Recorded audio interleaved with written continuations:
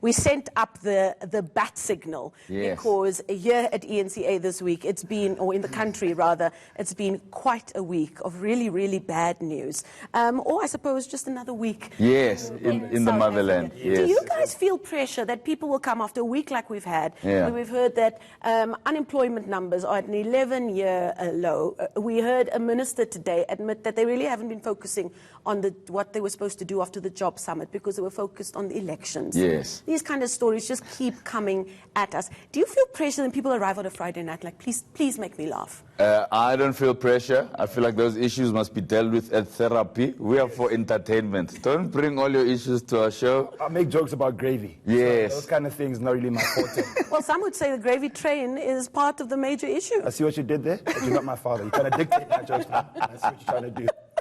The gravy we put in our mouth, nourishment gravy, that's what I like to talk about. But now you see that this is the issue. I've seen both of you perform, and Mo, my favorite gag of yours is when you describe why you hate Marmite. Yes. Because you say, explain.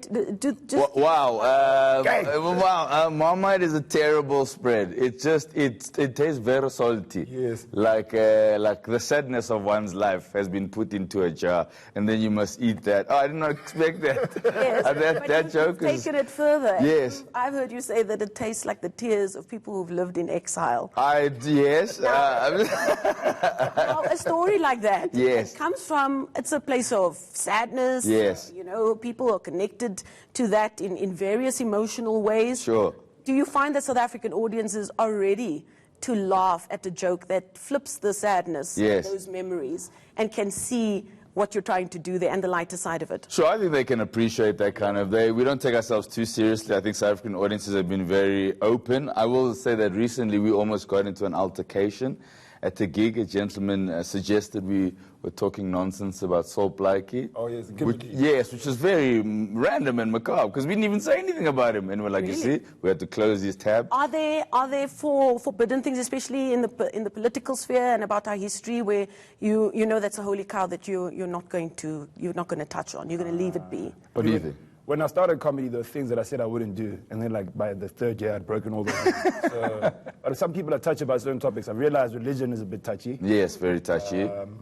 Race, sometimes. It's inappropriate. It's inappropriate, not right. Is say that. Is it inappropriate when it comes from somebody specific? Yeah. I mean, it's the truth. So sometimes people don't want to hear the truth coming from a mouthpiece that doesn't look like that. That's a nice way of saying it. Yeah.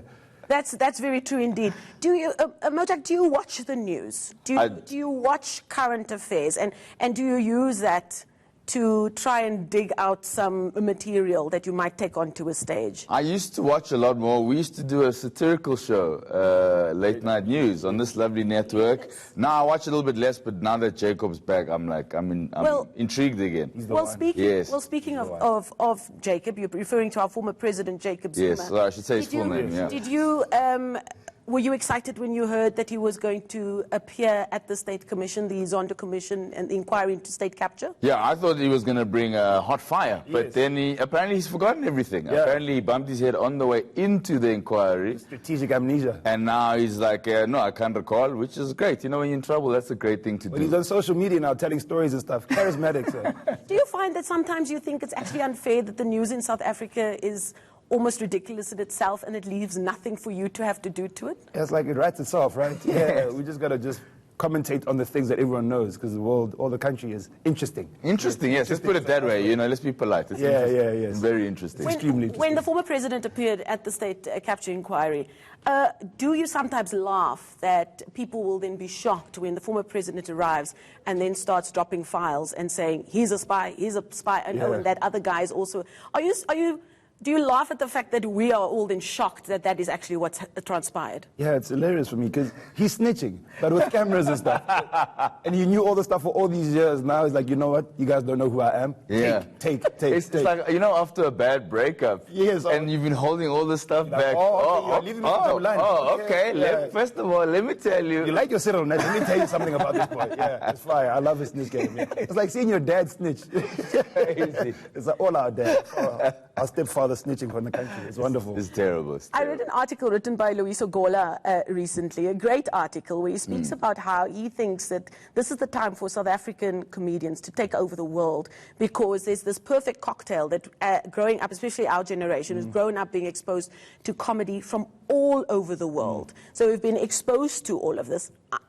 Is it fair to add also that growing up in this part of South Africa's history, we've also been exposed to the best and the worst of humanity and our society? Yeah, I mean, we're from like kind of just after 94, which was an interesting time because you kind of grow up in the township and then you move to suburban schools, and that kind of disconnect was very interesting, of just like, oh, you guys don't have paloni, you eat pastrami? Okay, no, it's fine. We'll join you later. But eating Mauros on a Monday, only on special occasions. Exactly. Yeah, it's interesting. I mean, the duality of township existence and then suburbia gives us a different perspective. And Mo, you talk a lot about that in your show. Your show is called The Chocolate Chronicles. Yeah, it is. And I was thinking, it's so funny, we had a story, an interview with Kevin Campbell, and I'm thinking... Chocolate Man. Yeah, exactly, Chocolate Chronicle, a little bit of old school R&B. Yeah. And you speak, the write-up here says, the Chronicles will be the unmissable story of the black middle class experience through the eyes of one of South Africa's born free youth. Do you think you have a specific outlook on life because of the generation you come from? Absolutely. Like what we're touching on now, like kind of going to school with the Caucasians, right? You can say that. Yes, the whites, right? And then they talking about their holidays in Monaco and stuff, and like, where were you? I was in Gogo's house. yeah, Krena's house, Yeah. 2 months. Yeah. We're in Kwagwa. Yeah, what did you do? Went outside.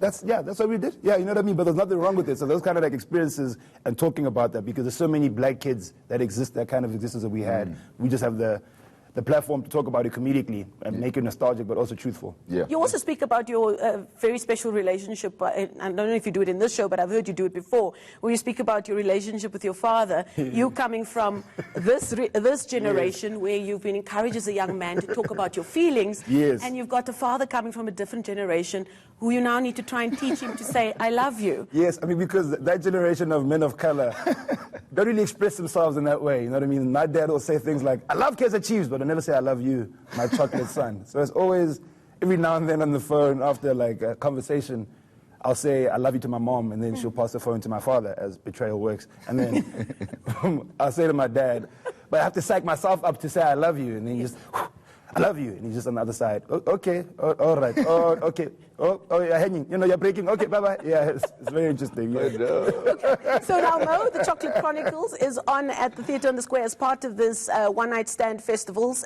You're on next Tuesday, Yes, ma'am. the 6th of August, and tickets can be bought on CompuTicket. And Mojak, Yes. you're on. There's quite a lineup this Saturday. It's a wild Are one. you guys the heavy hitters? Because it's Carvin Goldstone. That's correct. It's you. Yes. And it's Nina Hasty That as is well. correct, And I yeah. love the name of her show, Tumanina, Oni, one of the two. It's in that. And for people who haven't seen you perform before, Yes. you're doing a show called Tell Us More. That is correct. Tell us more. Well, it's a great stand-up comedy show playing at the Theatre on the Square in Sandton City, 6 p.m. It's wonderful, just great comedic musings. I may even be singing. That's fine. There may be some dance Love numbers. the hand gestures right now. I mean, which cameraman? Hey, you guys have to come see it. Yes. Great entertainment for most of the family. It's going to be great. I just want to do this for no reason on television. You never quite know what to do with your hands. Yeah, it's like when people are saying happy birthday for you, and you're just standing there.